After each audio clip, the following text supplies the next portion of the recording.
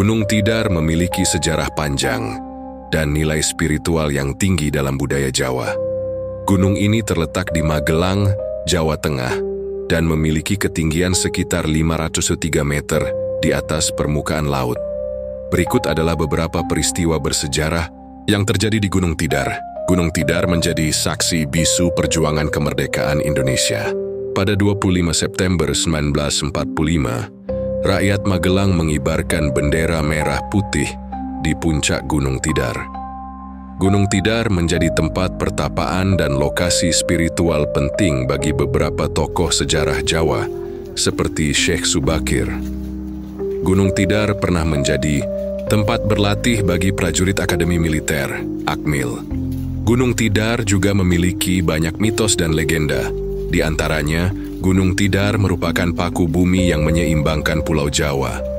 Gunung Tidar merupakan pusat dari kerajaan jin yang memiliki kekuatan magis. Gunung Tidar merupakan penyangga Pulau Jawa agar tidak goyah. Assalamualaikum warahmatullahi wabarakatuh. Bismillahirrahmanirrahim. Lola wala quwata illa billah ma ba'du. Pemirsa, saya berada di Gunung Tidar, pintu masuk di Kota Magelang. Dan nanti tim saya akan langsung naik ke atas dan akan melihat lokasi di sana, pemirsa. Pemirsa, dan ini pengunjung sudah ramai sekali di jam-jam segini. Dan kemungkinan, nah kalau habis duhur atau sore, kemungkinan ya sangat ramai sekali karena pada hari ini malam Jumat, pemirsa. Nanti kita sama tim akan menuju ke atas untuk melihat lokasi di sana, pemirsa. Mari pemirsa.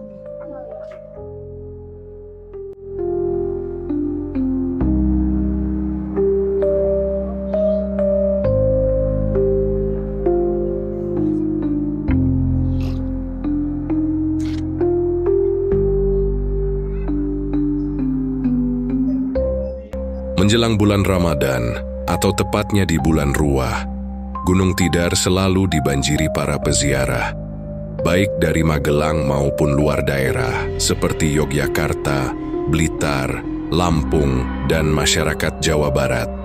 Selain itu, pengunjung juga banyak yang datang ke Gunung Tidar setiap tanggal 1 Syura, Muharram.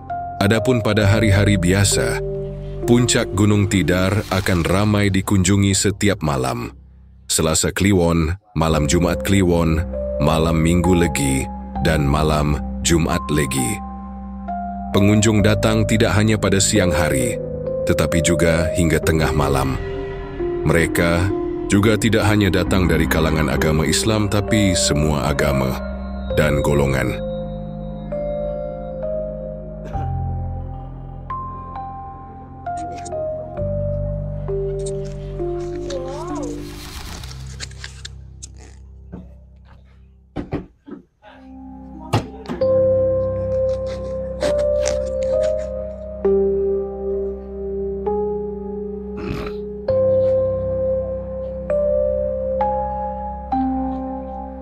Dan bisa opening masuk yang mana?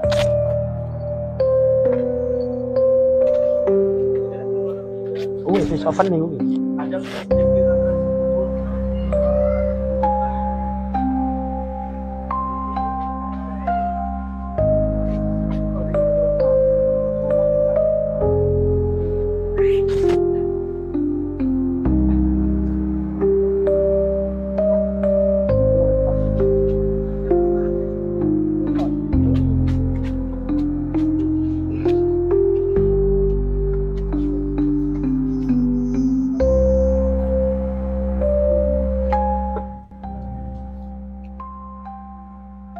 Pemirsa, saya akan langsung menuju ke atas sama tim, dan tim masih ada di belakang. Dan nanti kita akan beli tiket dulu untuk naik ke atas sana. Yuk naik.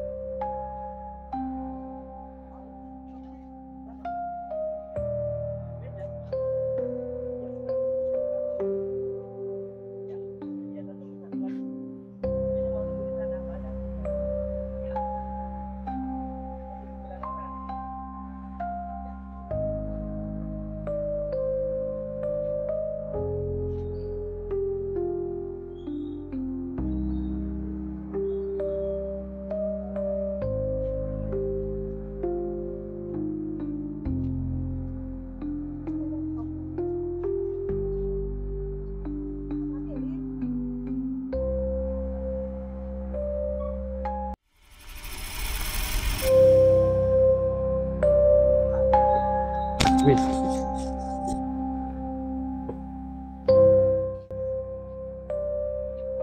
Pemirsa, kita mau naik tangga menuju ke atas dan tim masih ada di bawah, pemirsa sedang beli tiket dan kita akan menuju ke atas, pemirsa. Untuk sampai ke puncak Gunung Tidar, pengunjung harus menaiki ratusan anak tangga yang tingginya lebih kurang 1,5 km. Suasana alam di sana juga tergolong masih alami. Banyak tumbuh pohon pinus dan salak.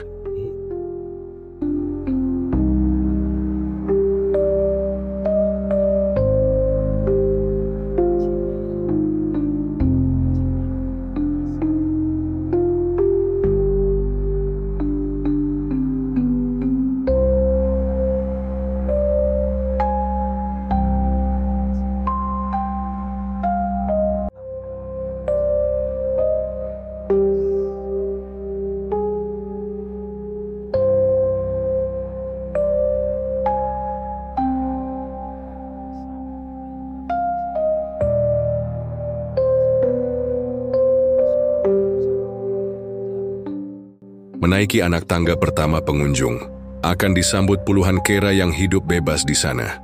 Sampai di puncak, terdapat tanah yang cukup luas yang di tengah-tengahnya terdapat sebuah tugu. Di tugu tersebut tertulis huruf Jawa, berbunyi sa pada 3 sisinya. Tugu inilah yang dipercaya sebagai pakunya tanah Jawa atau pusatnya Pulau Jawa.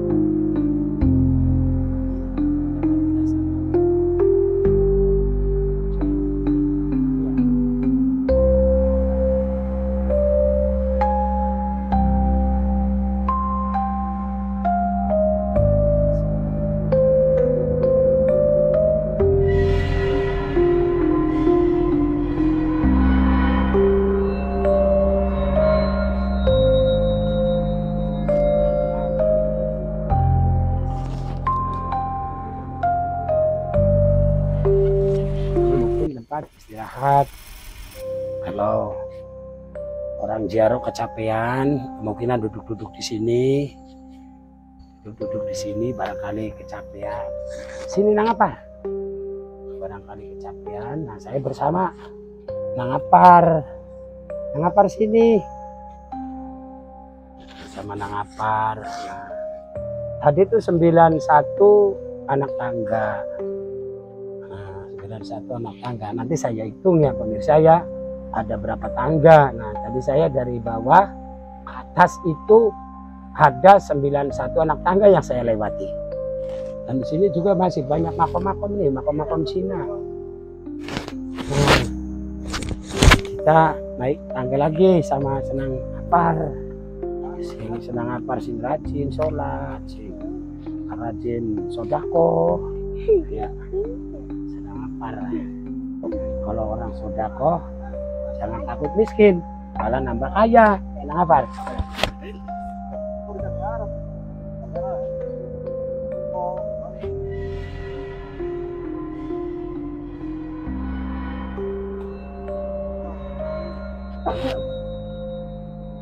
Ini mah terima kasih sudah tidak merokok.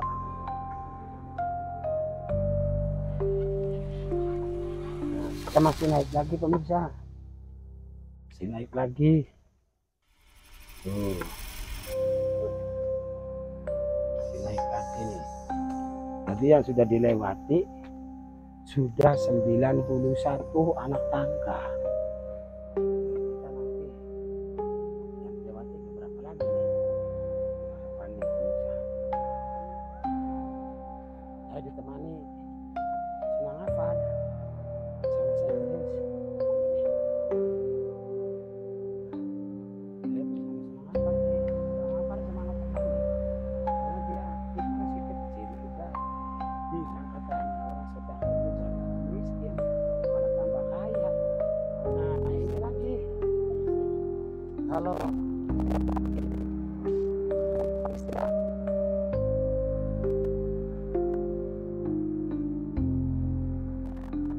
sudah melewati tangga nada 169 anak tangga, sudah melewati 169 anak tangga. Nah, dari 169 anak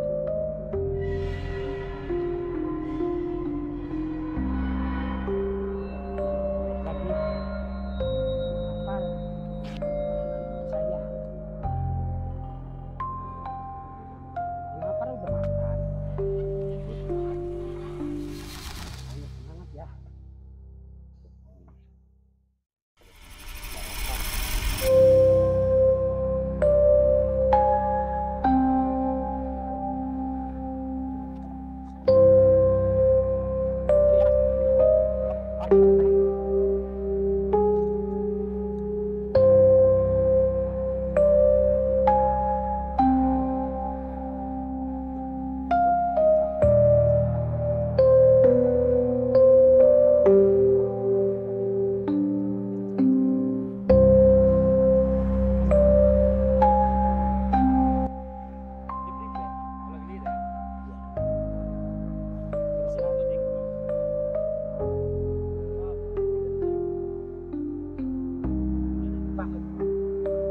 Pemirsa, ini saya berada di peristirahatan yang keempat pemirsa.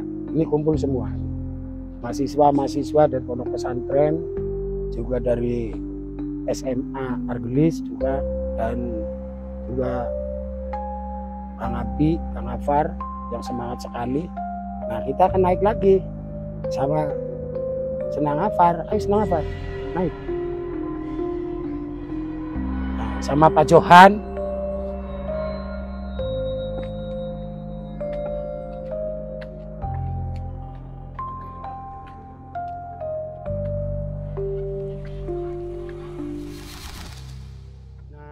Pemirsa, rute selanjutnya di sini ada makam Syekh Sukir dan juga makam Kiai Semanjang.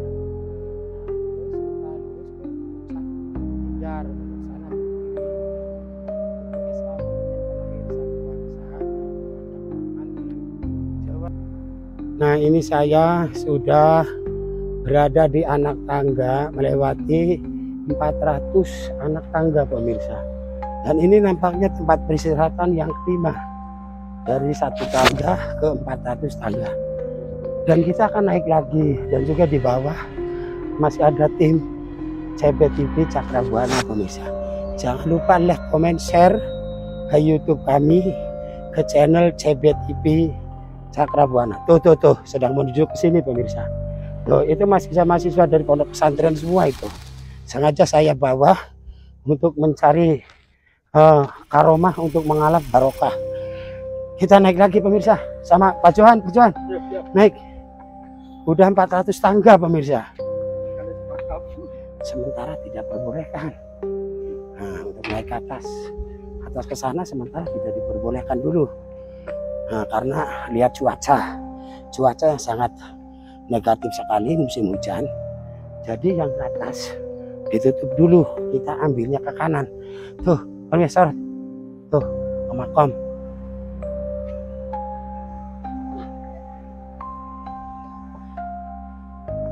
Assalamualaikum.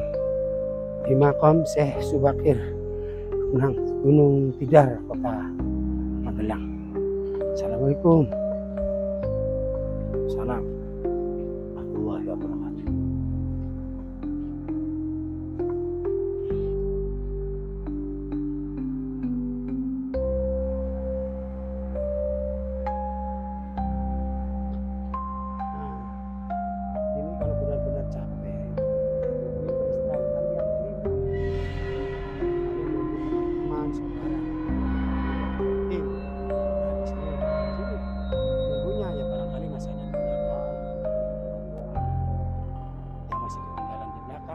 pemirsa, itu masjid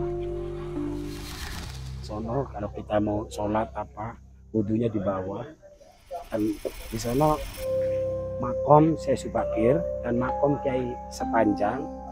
Juga di sini Puncak Tidar, pemirsa, Puncak Tidar. Nah, itu ada tugu SA, Monumen Tanah Air Satu Bangsa, Gardu Pandang, Taman Elang Jawa, dan makom Mbah Semar, Semar Dapawana, pemirsa. Di sini juga di Gunung Tidar. Nah, nanti saya akan menuju ke makom. Tapi kita nanti dulu, karena tim kita dari mahasiswa dari pondok pesantren masih ada di bawah. Jadi kita mau lihat-lihat aja saja ke sana, pemirsa.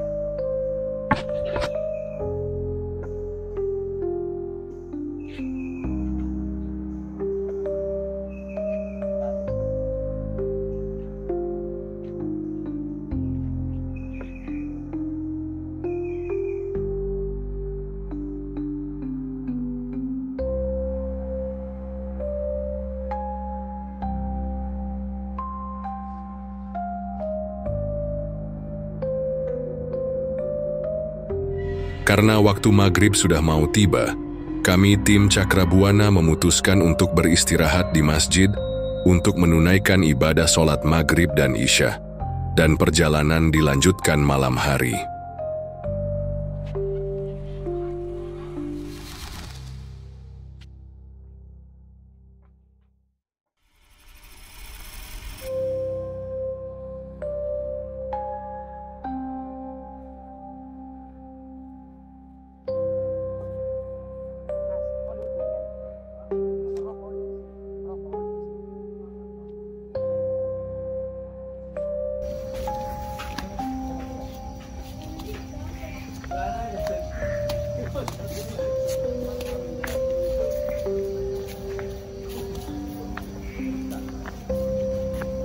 Ajeng kok.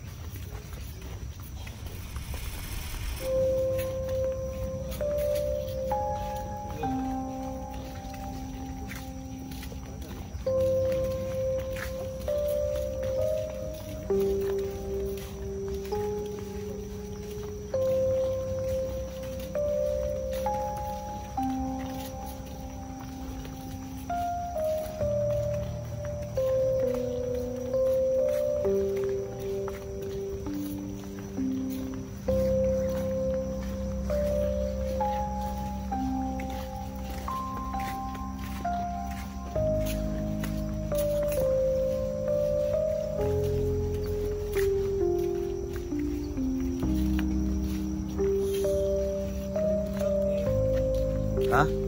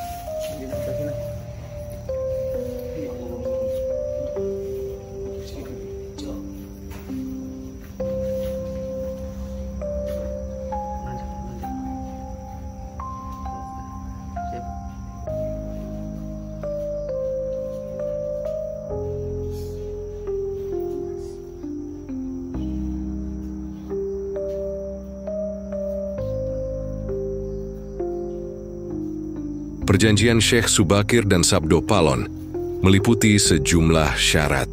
Kaitannya tentang penyebaran agama Islam di Nusantara, khususnya di Tanah Jawa. Penyebaran agama Islam dapat diterima dengan mudah dan membuat Islam jadi agama mayoritas di Indonesia. Syekh Subakir merupakan seorang ahli ruqyah asal Persia. Karena keahliannya, ia diutus pergi ke Jawa oleh Sultan Muhammad Prin dari Kesultanan Turki Utsmani. Peristiwa ini terjadi sekira tahun 1404. Bukan kebetulan Syekh Subakir dipilih Muhammad Primi. Jauh sebelum kedatangan Syekh Subakir, sejumlah pendakwah sudah tiba ke Jawa. Namun, dakwah Islam awalnya berujung kegagalan lantaran pengaruh magis di Jawa. Konon, dikisahkan kegagalan itu terjadi karena adanya gangguan jin, alias makhluk halus di pulau yang masih berbentuk hutan belantara. Syekh Subakir kemudian membabat keangkeran setibanya di Tanah Jawa, hingga muncul sebuah perjanjian yang melibatkan Subakir dan Sabdo Palon. Nama terakhir disebut-sebut sebagai Danyang Ghaib atau makhluk halus penjaga Tanah Jawa. Lantas, apa sebenarnya isi perjanjian antara Syekh Subakir dan Sabdo Palon?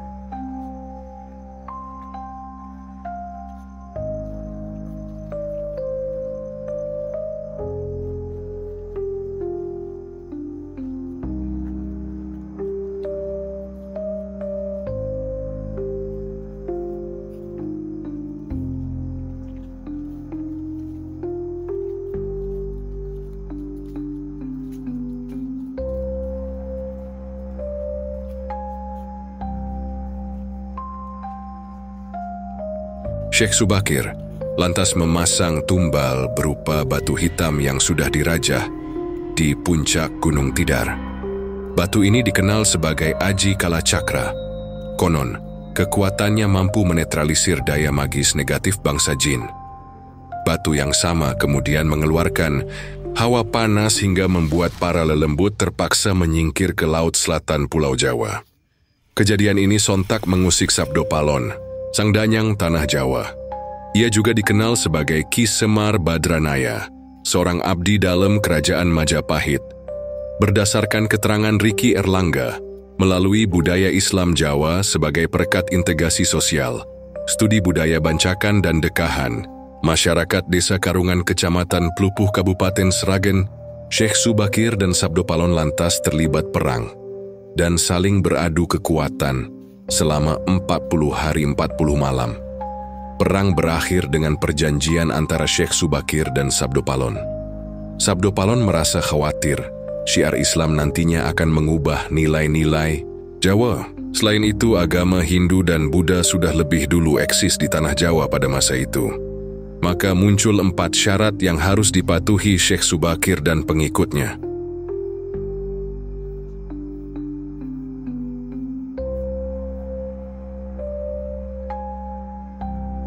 Isi perjanjian Syekh Subakir dan Sabdo Palon diantaranya sebagai berikut. Sam, tidak boleh ada pemaksaan agama atau kepercayaan. 2. Dilakukan akulturasi budaya. Saat hendak membuat bangunan tempat pemujaan atau ibadah, maka bangunan itu nampak seperti gaya Hindu Jawa meskipun penggunaan isinya masih terkait Islam. 3. Kerajaan Islam diperbolehkan berdiri di tanah Jawa, tapi raja pertama harus anak campuran. Maksudnya orang tua sang raja memiliki campuran agama. Jika bapak Hindu, maka ibu Islam. Sebaliknya, apabila bapak Islam, maka ibu Hindu. 4. Tidak boleh mengubah orang Jawa menjadi seperti Arab. Orang Jawa tidak boleh kehilangan nilai Jawa. Jika kepribadian itu hilang, maka Sabdo Palon akan datang lagi dan membuat goro-goro alias keributan. Sabdo Palon menetapkan syarat dalam jangka waktu 500 tahun. Melihat situasi ini, Syekh Subakir mengiyakan seluruh isi perjanjian. Namun syarat terakhir sudah bukan kuasa Syekh Subakir sendiri dan berkaitan dengan dinamika perubahan zaman. Makam Syekh Subakir kini terletak di Kebun Raya Gunung Tidar, Kota Magelang.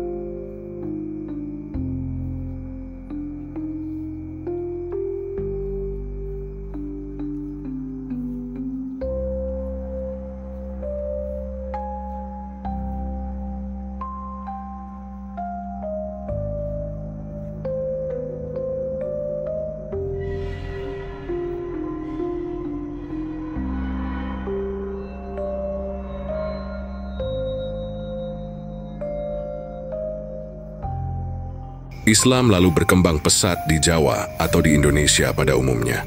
Sampai sekarang, Indonesia menjadi negara dengan populasi Muslim terbesar kedua setelah Pakistan.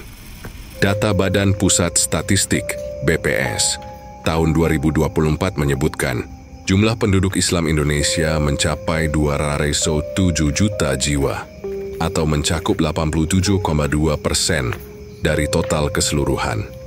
Kerajaan Islam juga masih eksis hingga saat ini dan beberapa diakui pemerintah Indonesia untuk memiliki kuasa atas wilayahnya, semisal Kesultanan Yogyakarta dan Praja Pakualaman yang dinaungi Provinsi Daerah Istimewa Yogyakarta, DIY. Pemimpin kedua kerajaan praja itu juga mempunyai hak politik menjadi gubernur dan wakil gubernur DIY.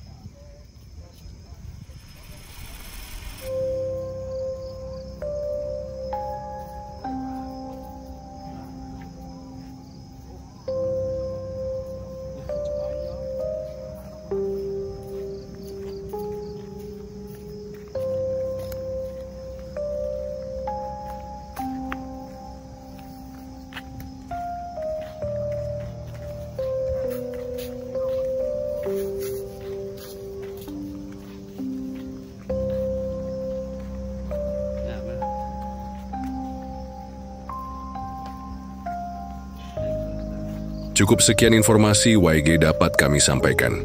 Kurang dan lebihnya kami mohon maaf yang sebesar-besarnya. Saksikan terus video-video menarik dari tim Cakrabuana. Dan jangan lupa like, komen, dan share. Terima kasih.